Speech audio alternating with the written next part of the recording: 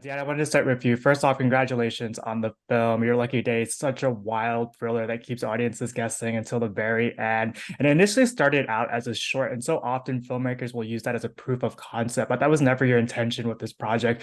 What ultimately led you to revisit this story, and how has it evolved over time? Great question. I think ultimately what I think the biggest one was years after I had done the short, and because I had sort of turned down every opportunity to make it into a feature after the short came out, it was just sort of something that was on my mind, and I would see someone had won a big lottery win or something in the news made me think of things that I thought were like themes of the movie. But really, like a producer had reached out and asked for the rights to it to make a feature out of it, and when I we didn't even get too depth into like what that would be, but I was just like, oh, I'm not going to do that. I can't sell this movie off for someone else to make.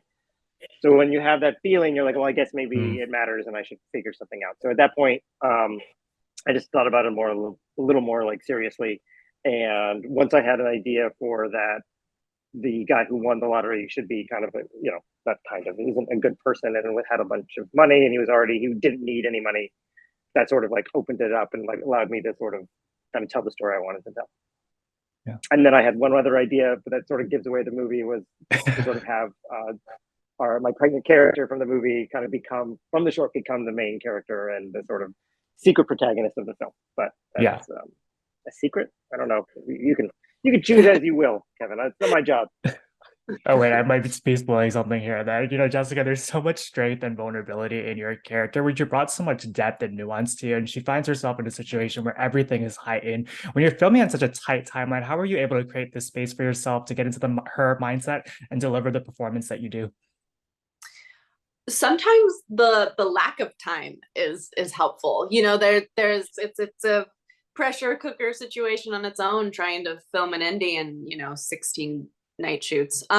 So it's so a lot of that is like using that anxiety, using the nerves, using Mm. the feeling like we don't have time, feeling like I have a lot of pressure to get this in, 1, 2, 3 takes max, is sometimes helpful to that feeling. It allows you to you don't have to create it, you can play into it. I remember there's a scene in the film where I'm without giving anything away, I'm laying on the floor, maybe wet, and we filmed this in December in Los Angeles, and Los Angeles doesn't get cold, but when you're in a dress and and you're wet and you're on a hard cold tile floor, you're freezing. And I remember not just being so focused on like, I'm cold and I'm getting through the scene, and that helps you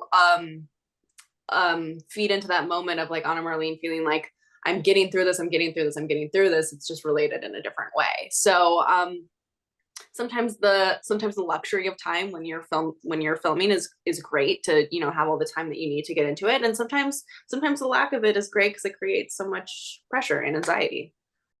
And then you just rely on your instincts. And Dan, what you've done so Yeah. brilliantly is you've woven all these twists and turns that are so grounded in reality. How were you able to toe that line so effortlessly? And what was that process like, finding that balance between pushing this narrative while never losing sight of that realism?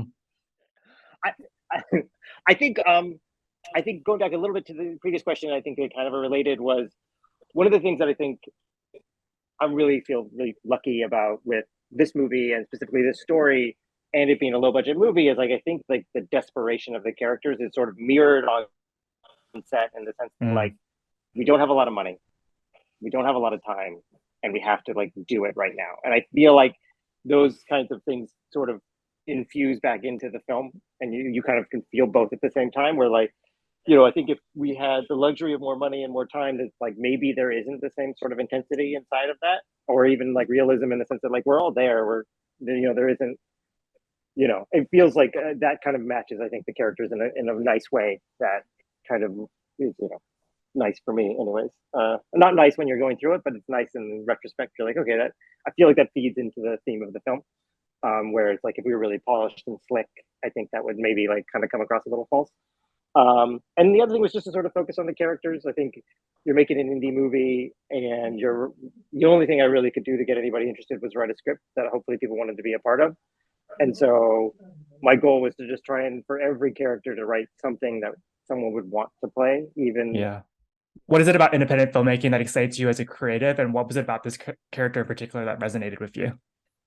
I think the bigger scale projects come with bigger scale pressure. Not that I cared any more or less, my level of commitment to any project is the same. But I think this was the first time I had an opportunity to, and just like given again the nature of time and not having a lot of it, but the first time I would allowed myself to challenge myself as an actor and really find out how I feel about relying on instinct and relying on not always knowing what I was gonna do. Like this was the first time I got to play with that. I've always been so strict and rigorous with myself before, that this was the first time I, by virtue of just the time of filming, had to force myself to not have tons of time to prepare. You know what I mean? Like, so it was really a treat to get to experience that in a way that I hadn't before with these maybe bigger scale projects that have like more time to the lead up. You have more time in being cast, and when you shoot, this was such a whirlwind. And so that was exciting to me. To discover a different part of me as an actor through making an indie. And then what intrigued me about it is, it's all on the page. There's Armerline evolves in ways that is so unexpected. And I think for most people, you walk in with your preconceived notions about her, and she's wearing this pink, cute little waitress uniform. There's a lot that's being illustrated or told, and she totally flips that all on its head.